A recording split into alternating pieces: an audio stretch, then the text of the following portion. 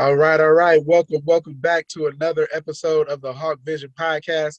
I am your host, Chuck Hawkins, here to help you shorten the learning curve on your way to greatness. Make sure you like, share, and subscribe across all your social media platforms, especially here at YouTube. More importantly, share this podcast with other visionaries just like you. Our guest this week is someone that I have a huge amount of respect for. You guys know I am low tech, high tech, but she was put on my radar recently, and it was an absolute no brainer that I bring her onto the show. She's cracked one of the hardest automation codes that most online entrepreneurs will ever face, and she's here to share her story, some of her secrets, and her vision with us today. This week's visionary, Miss Jenna Dancy. Welcome to the show. Chuck, thank you so much for having me. I cannot wait to dive into today's topic. And after that introduction, I'm just like, I need to bring you everywhere. Listen, as long as you feed me with coffee, we're good. We can make those runs. I am heavy on making sure that that I edify my guests, because I don't think it's something that high performers get a lot. We get people ask us a lot of stuff, but nobody ever edifies us. And I'm like, when everybody comes on my show, I want to make sure that they know they're here for a reason. So you've been killing it. That's why you're here. Oh, thank you for that. I appreciate it. And coffee, check, check, and check. Awesome. So let's go ahead and jump right in. Where were you in life? What was going on? Do you remember the day? Was it a drive? What was going on that triggered you to start the road towards entrepreneurship? Oh, geez. Thinking all the way back to when I first got started. I think it was always in me to have some sort of level of entrepreneurship. I was in, brownies and Girl Scouts, and I think my favorite time of year were when the cookie sales were happening because I got to go out and sell the cookies. Nice. So, I wasn't making them. It wasn't my own business, but it was a lot of fun for me to Right. go out and do that. So I think that maybe started the fun and the drive and the energy towards something of my own and setting goals and starting to achieve them. Awesome. And then in terms of moving forward towards, nowadays when you launch this business, I guess we have to let the cat out of the bag, right? You do chat bots and automation. And most people think that, the people that I've come across anyway, they think that they're like this automated, I mean, this automatic part of the business that your website just happens to offer. But you have a different view on it. You've been able to help people, scale their business and increase their revenue. So how did that part start? Yeah, so it started because of a sale, a client that I personally lost inside of Messenger. It Mm, was maybe about 4 years ago, okay. and I was inside of Facebook and I was looking inside of my inbox, where you have the notification pops up, and I Yes. couldn't figure out for the life of me like where this notification was. It kept saying I had a message, but like I searched everywhere and there was Yes. nowhere to be found. And I finally found it, and I found it was from a potential client. She was looking to find out more about my one on one services. And I was excited because I was at this make or break point kind of in my business at that Yeah. point where I was earning enough to cover my expenses, but not a lot more. So this client Okay. would have definitely taken me over that edge and propelled me even further. And I excitedly started to message her back. And then I looked at the timestamp on it, and it was from about 3 weeks before that. Oh And no. yeah, so I mean, in today's world, we almost live in this instant gratification type of culture where if they Right. don't get back to you within minutes or days, they move on. They find somebody else Right. to help them, right? So Yeah. she did. She found somebody else, and I knew there had to be a different way to have these responses. I had heard things about messenger marketing, but I kind of thought that was for techies and gurus and not for everybody to use, like little old me coaching people. Right. But I dove into it and I started learning, and I'm the biggest nerd. I have my MBA and my master's in library science. Like I don't think you can get much more Oh nerdy wow. Yeah, than that. okay. I thought you were being, self-deprecating, but you went actual library. Okay. Yeah, Okay. so total nerd. That's So so funny.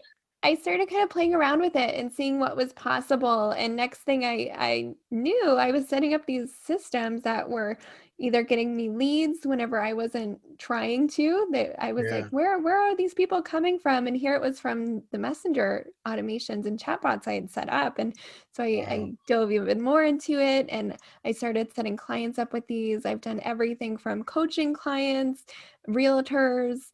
I've worked with divorce coaches. I've worked with Oh, wow. um, done for you service providers, copywriters, course creators. So many people I've helped implement these systems so that they can really have this automation when they step away from the computer. Yeah. So there's so many areas that I want to spin off to, because while you're talking, I'm listening and I'm like a half nerd, right? I'm the nerd that nobody knows is a nerd, right? Because I'm really excited about processes and the way people think.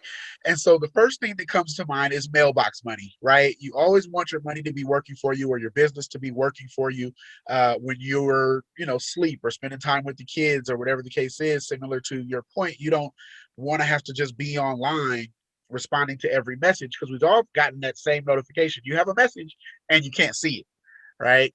But I guess let's work backwards and break down what exactly the chat bot is and how it works, because we see it on the customer end, but on the owner end, the business end, what is it on your end that you can see?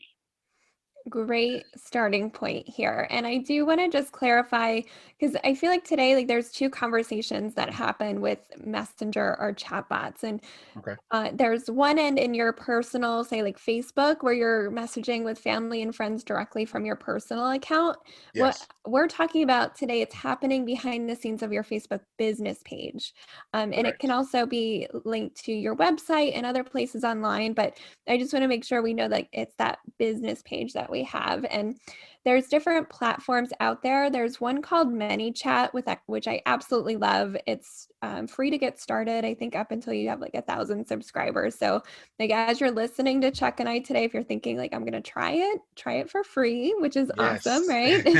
right? So behind the scenes of chatbots, on our end, we just see it's like somebody saying, "Hey, how are you?" or "How can I help you?" But Right. on the back end, there's this whole other like ecosystem that can be developed behind there, where if you click on a certain button, you're going to get a particular response. Almost like Wow. I was talking with a client about this the other day. It's almost like that choose your own adventure type of ending to a Oh, yes, story, yes. where we as the entrepreneur, we get to set up those endings for our clients, and then they get to go through it inside of the messenger. So it's neat how you can set up these automations and flows. And most people who are running an online business or building a business know the value of an email provider.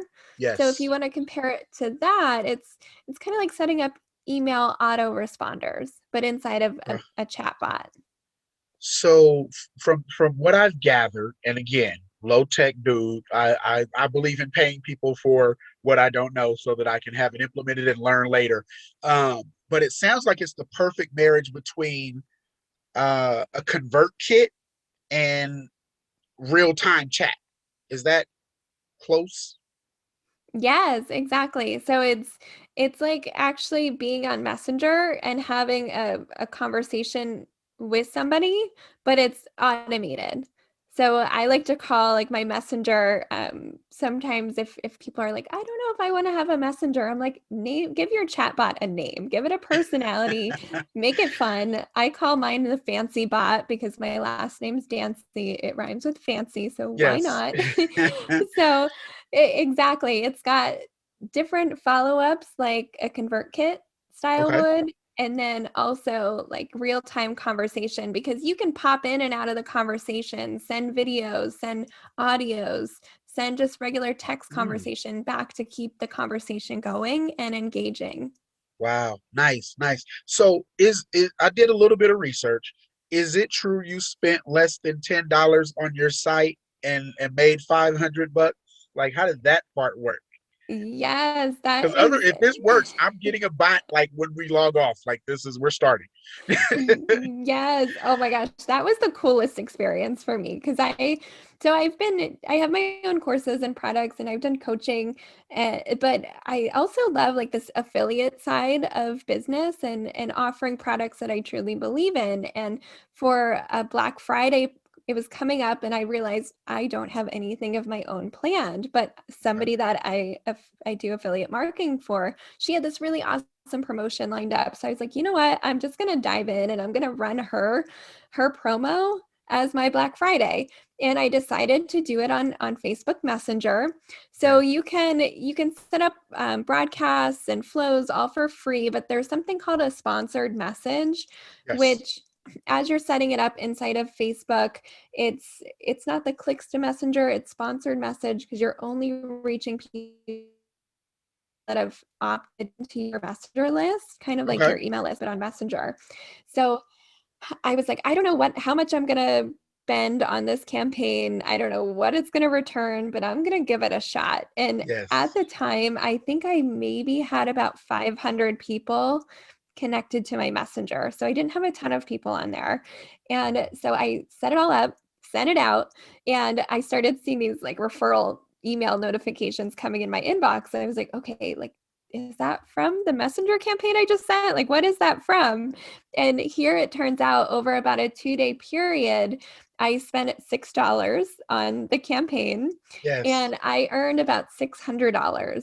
And then since I was an affiliate for this, that was only a percentage of the overall sales. So for Wow. her, she earned probably about $1,200 from that. So Nice. it was such a cool experience. And then I was like, okay, if I could do that, like what else can I do in Yeah. Messenger? Because I'll Absolutely. spend way more than $6 if I can get that return. Oh my God. Yeah. All day long. It's funny because I had a mentor that used to tell me if you can make $100, you can make 1,000. And if you can make 1,000, you can make 1,000,000. You just have to figure out where getting the system streamlined so that you can go ahead and scale. I love that story. And most people will the reason that I wanted to talk about that one is most people will look at $500 and they say, that's not enough money. I want to be in business for XYZ. But the average household can get out of foreclosure, right? Or get out of collections for $500. That's the back car note. That's the cell phone bill that's about to get cut off. The internet, like that's a great starting point goal for most online businesses. There's so many different types of entrepreneurs, but side hustle and beginning to build belief. That's where it's at. Absolutely. And I think we're kind of bombarded by these six-figure launch stories. So I Yes. share that and I'm glad we talked about it because it's not always like the six-figure launch that changes your mindset or belief behind something. And Right. what happened that day was really opened my eyes to what was possible. I love it. I love it. We hear about building a list in every arena from network marketing to insurance sales and now online businesses. Can you, Jenna, spend a little bit of time and tell us why lists are so important?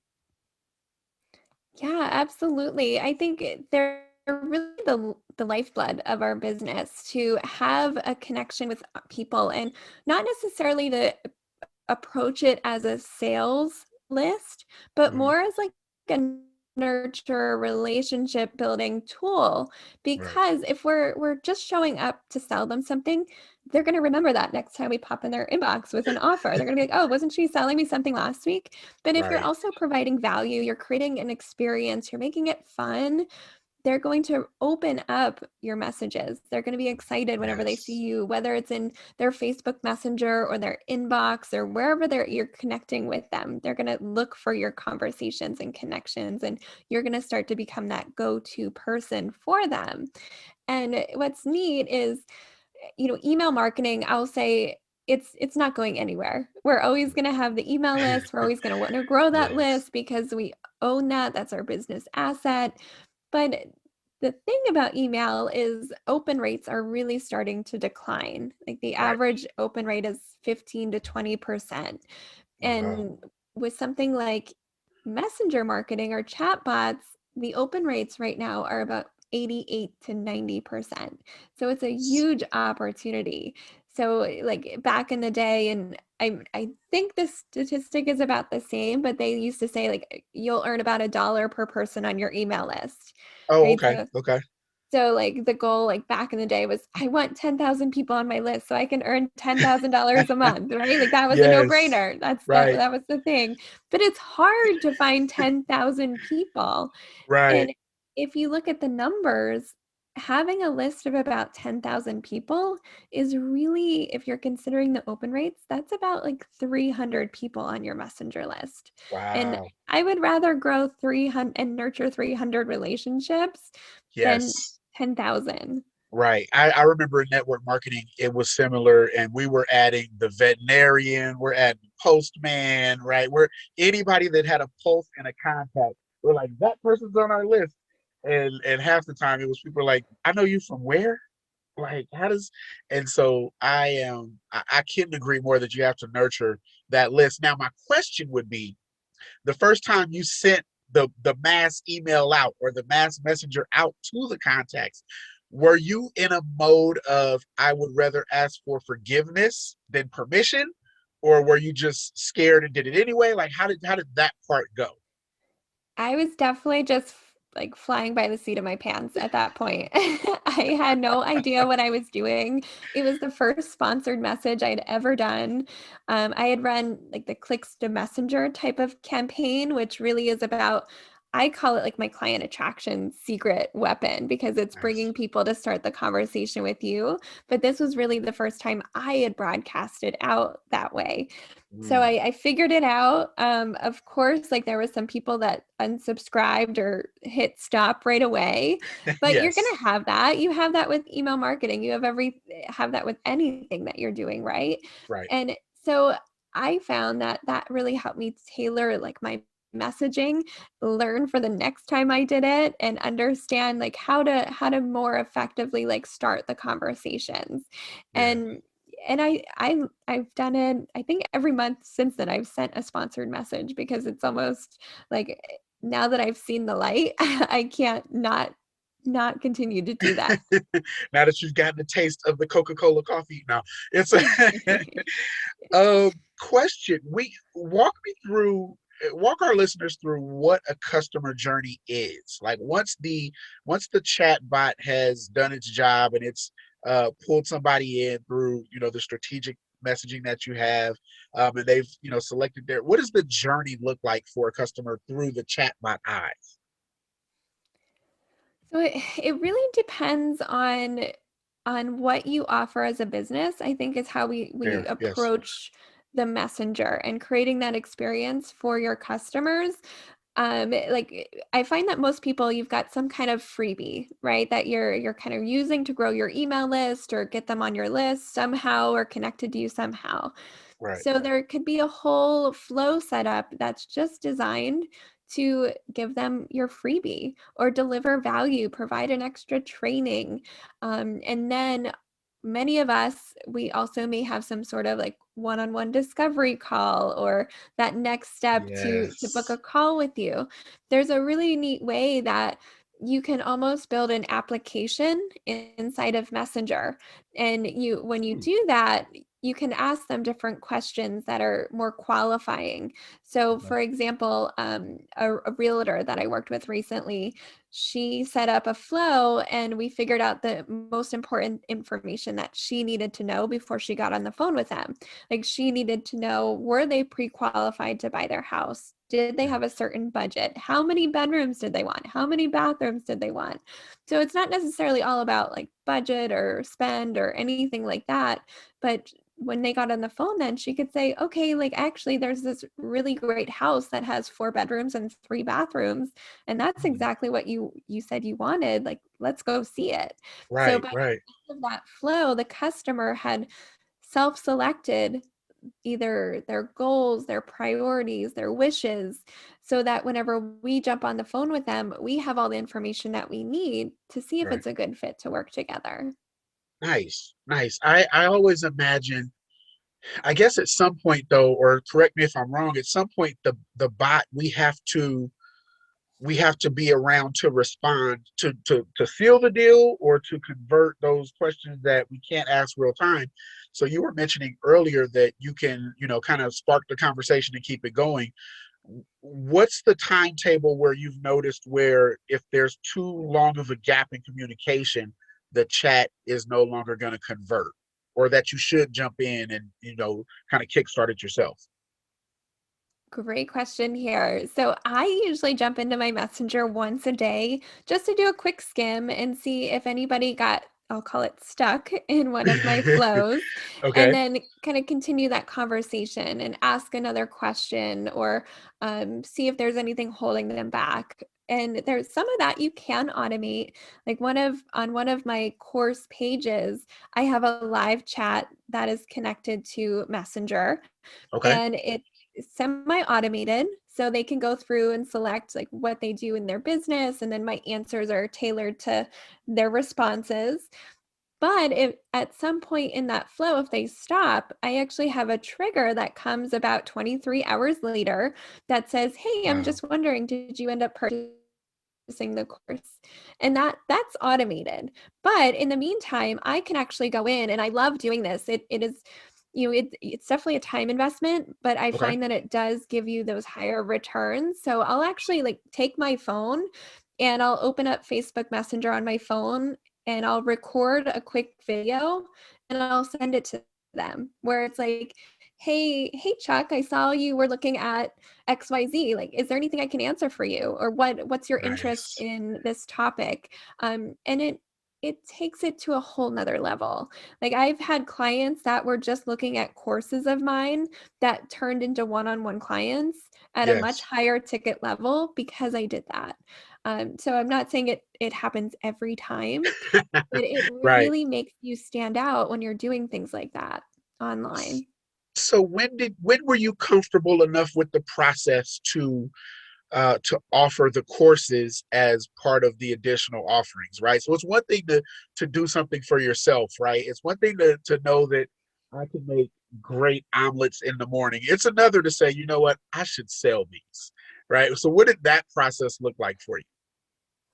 Well, I think it was when people started coming to me and asking questions about it. I was like, "Oh, so there's something I know that they're wanting to learn about this topic." And I think we wait too long to take that next step, because Mm, if we're just like one step ahead, we're able to better teach what we know because we just learned it.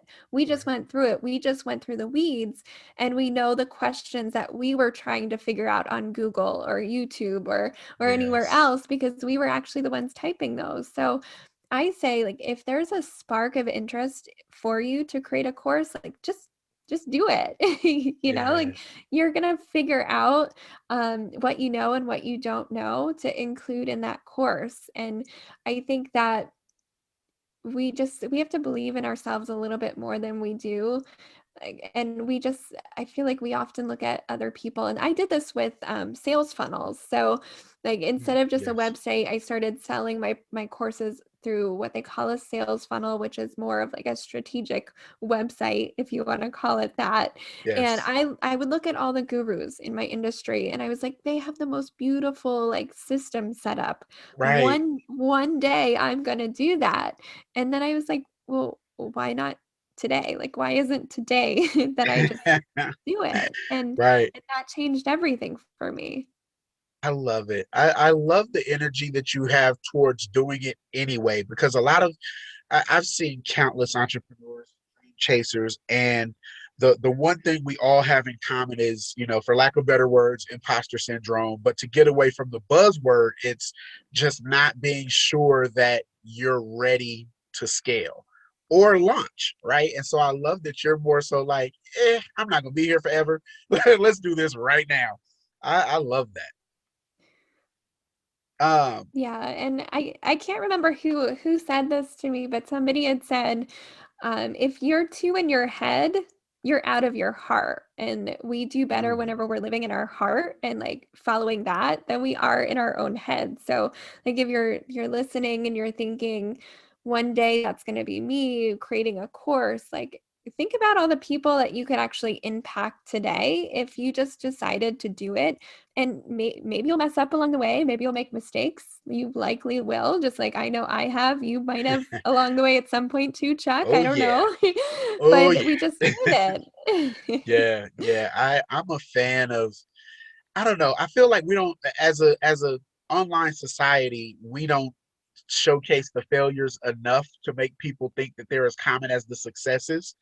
And so, yeah, I tell every interview I can at least list one or two failures from something that's happened. And I think that that's the part where your customers or your listeners, whatever the case is, build trust with you, right?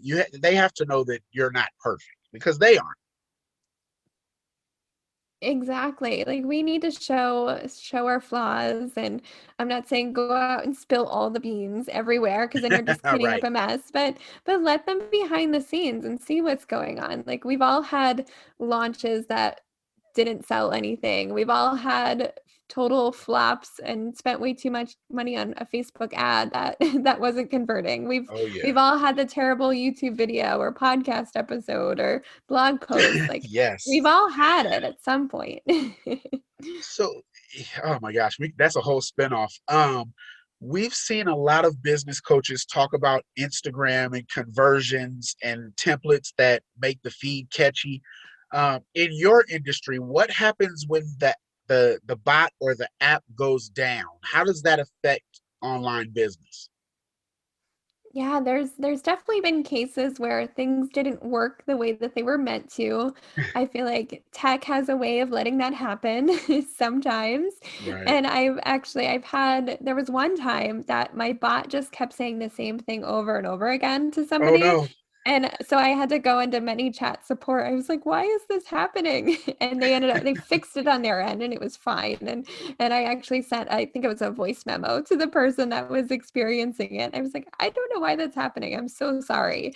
So it actually like sparked a conversation with us outside of the automation. And Yeah. you know, it's it's a learning curve for sure, like figuring out what works, how often to send messages or Yeah. what types of things to say. And it's really about experimenting and like we had talked about being okay with making mistakes, being okay with people unsubscribing, being okay with people like I feel like a trend lately, which I'm totally loving on Instagram Reels, is Yeah. people doing a reel showcasing either like email responses that they've gotten or bad reviews or and like reading through those. Like I forget what some celebrity did that on a TV show, but Oh it's no. like I feel like that's been the latest trend and it's stuff like that happens. Like people will just respond and they'll forget that you're another human on the other end of it. And Yeah. I think just returning with kindness is the best thing that we can do when that happens.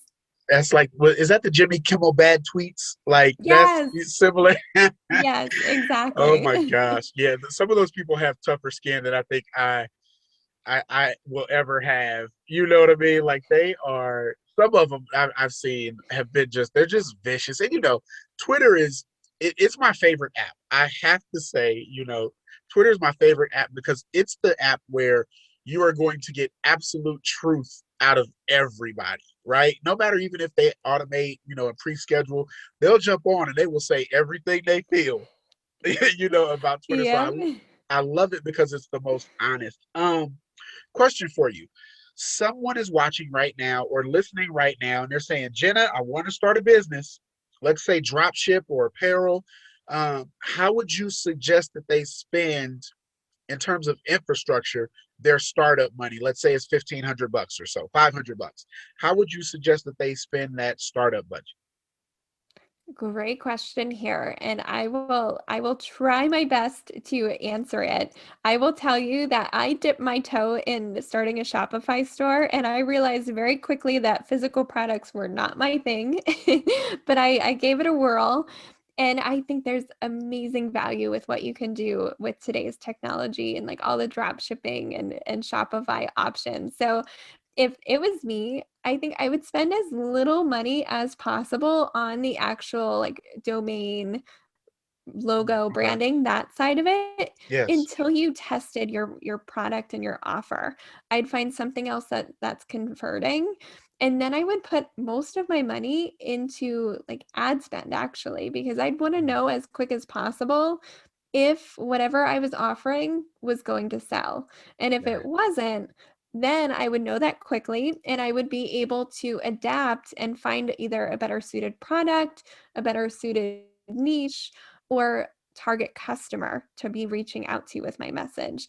So Got that that doesn't give you quite the breakdown of I would spend it. $100 here and there, but that would be where my main focus would be, is Yeah. actually like the marketing end of it. Like we get caught up in logos and domains and making it look Yes. pretty, and I think there is a time and place for that, but it's not at the very beginning. It's Yeah. I'm very much a let's let's just try it, see if it works, and then we'll go back and we'll make it look nice and we'll put the nice fancy brand and logo and label on it, Yes.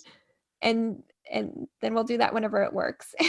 I love it. I think it's funny because I think we get caught up in the branding part of it because we're so to your earlier comment where it's in our heart, right? It's our baby, and so we want the baby to look great before we present it. But then that's when we get our feelings hurt because we don't even know if anybody's looking for the baby, right? And so, to your point, we have to make sure that there's a market for whatever it is. So I like that. I don't think I've gotten that answer yet, where you would spend as much possible in research, right, to make sure that it's something that you have a market for. So let me ask you this: you've mastered the funnel, the customer journey is intact. What does Jenna Dancy do to stay at the top of the game? Ooh, this is a good one. This is a good one, Chuck. So I think we're always investing in ourselves. Whatever we put in, we're going to get out, whether it's immediately or whether it's in a few months or a few years. We never quite know when we're going to get that return. But I heavily invest in myself. And that's something that I've moved a lot beyond just the latest course or the latest trend, but it's more Yeah. into my mindset. Like every morning I wake up and I'm spending 20 minutes listening to an enoughness meditation so that I'm like Nice. filling and fueling myself and my belief in myself. And that's something that just started recently. I've always been into meditation and I would spend about 5 minutes every morning just listening to some sort of meditative tunes. Okay. I think as a mama, just that's important for sanity, but business Yes. too, to turn off our minds. And if you're anything like me, like as an entrepreneur, you always have something coming in your head as an idea or a thought or what to try Yes. next. So that really helps me. But these specific last, I'd say 2 months where I've heavily decided to go all in on that side of it, I went really raised my prices. Like I went from having about 10K months to like 20K months Yeah. just by like incorporating the mindset aspect of it, the belief. And it's not necessarily um like I'm just going to sit there and I'm going to wish it's going to happen. But I think internally it's changing, it's rewiring my thoughts and my beliefs in myself. Yeah. So that's one direction that keeps me one step ahead. And I think another thing is just willing to fail and make mistakes and for it not to work. Like whenever it doesn't Yeah. work, it's a learning process. Okay. I like it. So we've heard that that's kind of a thing right now where people are saying to raise the prices a bit, and to go scale higher, right? So that you can, because it kind of takes the same effort to sell one product as it does to sell, at a different price. And so I love that part. But how do you know when it's time to change your prices? Right? How much business are you doing monthly, if you don't mind me asking? Not necessarily dollar wise, but let's go volume: one customer, two customer, three customers, before you know it's time to raise prices. I love this question because I think like it's easy to say I want all the customers. I want to work with all the people. Yeah. But for me lately, it's actually been shifting to I'm working with less and less people so that I can do better work. So I can give Mm, them better results and deliver higher on my promises so that, then it becomes a referral system. They're coming directly back to me. And I think that has shifted a lot in my business. I've got 3 little ones at home, so time is Wow. not an endless resource. Like, you might have heard Yes. a little one banging on the door a minute ago. She just ran away. They always find you when you're trying to hide, right? Oh, absolutely. um, Absolutely. That's their special so skill, right? Is to know that you're working on something and want to interrupt that. exactly, exactly. So I've tried to have prices that were more attainable for working with anybody at any level, and it simply didn't work for me. Number one, I wasn't as excited to Mm, dive into work, and I okay. didn't find that I was as productive with that work either because my energy was low. So I think the energy that you're bringing into your work makes a big difference in the results, whether it's for you or whether it's work that you're doing for a client. So I ended up raising my prices. So I'm working with only 2 or 3 people a month, but I'm Nice. delivering high value items to them and results. Do you have a favorite type of lead magnet? In terms of building, if we go back to building the list, right? You were talking about some people give away an ebook, some people give away a free product or whatever.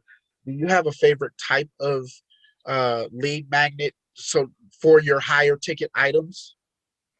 I absolutely love audio. I think audio as a lead magnet, which I know most of us, like, we used to do ebooks all the time. And then it was like Yeah, people don't have the time and the attention to read all of those. And right. the cheat sheets can be really effective, but they don't necessarily have a high perceived value. But Okay. audio is huge because it lets you really shine for the person that's opting in for that training and listening to the training. And it's a high value in return for them too, because they can listen to it while they're doing other things. And I Yeah, think, like, people that are listening to podcasts or audios or even like watching and searching on YouTube for trainings, like, they're looking for information and they might be listening while they're doing a million other things that they need to get done. So yeah. they are more productive usually. And I'm being generic here, but they're Sure, sure. they're very productive, or they're doing something while they're listening to it. So those are the type of people that I find I started to attract more of, because they're busy. Like, check, like, I'm sure you had a million things to do on your to-do list today. And you Absolutely. were probably like listening to something or like multitasking at some point along the way. And Yeah, not that I praise multitasking, but the right, fact is we all do it. So right. those are kind of the ambitious style entrepreneurs that I tend to work with. I love it. I love it. Yeah, there's always been this, well, lately there's been this argument between video versus audio. And I think that I will always lean towards audio for that exact reason, that my attention span to just sit and watch as a father, as a husband, like, it's just not available, right? I can't just sit there and watch everything, but I can listen. And during my drive I can listen, while my daughter asks one or two quick questions, and maybe I'll rewind. So I totally agree, audio is awesome. Now the question would be, how do you package it? Ooh, this is a good one too. So there's a few different things that I've tried, and one is actually delivering it right inside of Messenger. So without getting like too tech heavy here, and it's Yes. I promise, if Please. you're actually like right, if you're actually inside of ManyChat to add audio, it's literally like uploading it. So if you can upload a picture to Facebook, you can upload an audio to your Messenger. I promise. So that I've delivered it that way, which is really easy to do. Okay. It could be like a simple landing page where maybe you upload it to something like Google Drive and you just link to it there. You can make it really simple. Another thing that I've been experimenting with and Hmm. has worked really, really well is like, and maybe you've seen some of these out there, but it's like a private podcast feed Yeah. where it's things that you could still listen to it on iTunes or Spotify or anywhere you can listen to podcasts, but it's just not something that they'll search for and find inside of those podcast platforms. They Right. actually have to opt in to get the link to subscribe to it. So I think that's something that's really neat to play with. Like I also run a summit. Um, which is a lot of fun. It's for course creators to earn more profits with their courses. And in January, I had one this year, and part of our kind of upgraded access was a private podcast feed of all the Nice. presentations. And I cannot tell you how many people just sent me personal emails being like, thank you for doing that as a podcast, because I don't have time to just sit and listen and watch the trainings. Like being able to listen to it in my ear added so much value. So I think Yes. that's a really high value item that we can do for our subscribers.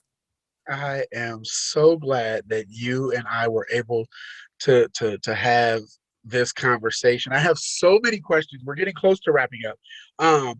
But with the staying with that audio and how we package it, um, what can the average entrepreneur expect for, I know you touched on it a little earlier, but what can the average entrepreneur expect for open rate on the giveaway, the email, the click through? What can they expect when they, work through your system once they have their bot in place and they're able to move forward? So if you're just building a list on email, like that average open rate is about 15 to 20%. If Okay, you're really good and you're nurturing your list like crazy and providing a ton of value, I guarantee your list is open rate is probably higher than that. sure. But it can be a struggle. Like most people don't see anything higher. There was one lady, she has a 60% open rate, and I thought that was like skyrocket Yeah, success for yeah. her. So within Messenger, the average is about 88 to 90% right now. And I will Okay. tell you, like with my Messenger list, I get about a 99% open rate. That means if I send something to 100 people, 99 of them are going to open it. And Yes. there's like nowhere else in marketing right now you can get those kind of open rates. And I do this, so I have different like ideas and systems in place, but Sure. I'm this is really not something that you also can't implement and see those high open rates. If the average is 80%, like if you send it to 100 people, that means 88 are going to open it. Like your Yeah. email list has to be pretty decent to get 88 people guaranteed to open it. Right. So you're a mom, three little ones. There are, I think, 62 or so percent of my listeners are women. For the mom that's sitting at home and listening and checking homework or whatever the case is, two questions. One, how much time do you spend implementing the system? And then two, because I know so many people have these Instagram boutiques and things like that, what should the budget look like for creating based um, a bot based system? Great question here. So I think there's usually two types of people here.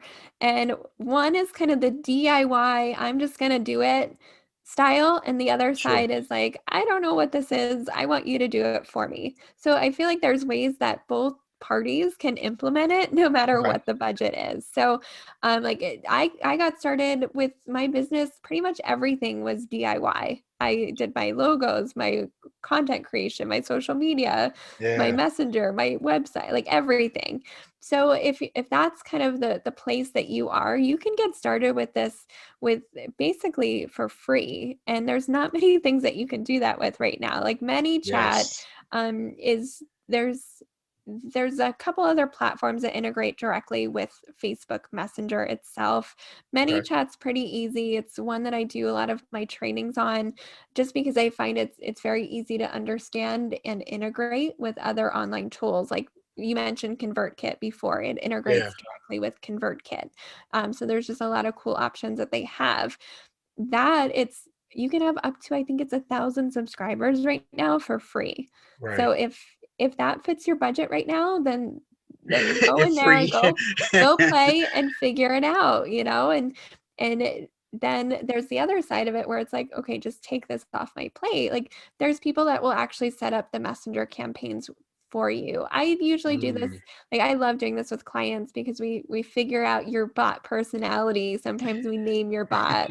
We do all these really neat things with you and making you kind of be that shine inside of your bot with your audio or voice or yes. gifs of yourself. And I mean, I my prices start around 1,500, and it Okay. just really depends on what you've got going on, really. So really all budgets can implement this. They can all work.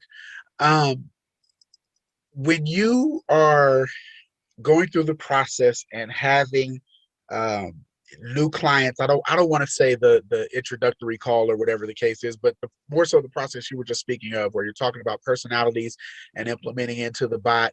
Have you ever found that it's more so the alter ego that they want to represent the bot because they're like an introvert, don't really talk to people, and they're like, if I was such and such, I would say this. Does that happen often?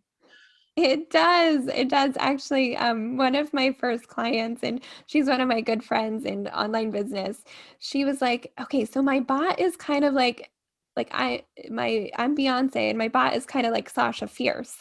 And I Nice. was like, exactly. So, they can be your total alter ego if you want to. If you're struggling with like, okay, I don't know my alter ego as much, like another Yeah. way to shape it and like a ninja hack for naming your bot, if you don't have something that comes to mind right away, is think about those ideal customer avatar exercises or ideal client Mm, exercises that you've done. Chances are you may have given your ideal client a name already. So name your wow. bot your ideal client. So as you're writing your messages and you're creating your systems, you always have your ideal client in mind. I love it. Is Jenna, is this still a people-based business for you? Oh, 100%. 100%. Like people, Yes. I love connecting with people and seeing what they're doing in their businesses. It really like it lights me up being able to help them incorporate these systems because like I find that people that I work with a lot, they're driven by, I don't want to say just passion, but like they're really driven by purpose. Like Yeah. if you ask them why they do what they do, they're gonna have a reason, but there's also like that something else that like you can't really put into words. Yes. And those are the people that I love working with and really see shining as we're implementing these systems and automations because we're not meant to work all day. Like it's fun to close the computer and go play with our little ones or Yeah. it's almost springtime now that we're recording this. Like go get your hands dirty in your garden if you love Right. gardening or work on your car or like paint or draw or like whatever it is that you do outside of work. Like it's nice to be able to have time to do those things too. Yeah. I tell everybody entrepreneurship, um, we should, instead of the money that we focus on, we should package it so that people know that it's a way to buy your time back. And for me, I am all about being able to just have the choice of doing whatever I want to do during the day. Even my 9 to 5 stuff, like whenever I was in corporate, if I can't design my day, I'm not doing it. Right. Like I can't, I am not functional before 8:30 a.m. Regardless if I'm awake or not, I'm not functional, right? So I can't have a job that starts that early. And so I think that people have to remember that there's no app for people skills, and that's why I asked that question. Is we get caught up in all the algorithms and things that we do to automate, but at the end of the day we're all still in this people-based business. Absolutely. And like if you, depending on if you're listening, like what kind of business you have, if you talk to people, like I remember one of the first things like I was so afraid of, especially having like the quote discovery calls or one-on-one calls is like I don't want to get on the phone and sound icky or like feel salesy Yes. and really like whenever you're on the phone like this and you really or Zoom, like everything is today with Right. technology, like you really get to show up and shine and connect with them. And if you're showing up from a place of service, that's going to show up no matter if you fumble over your words or you say something wrong, like they're going to see that your heart is in it. Yeah. Yeah, I totally agree.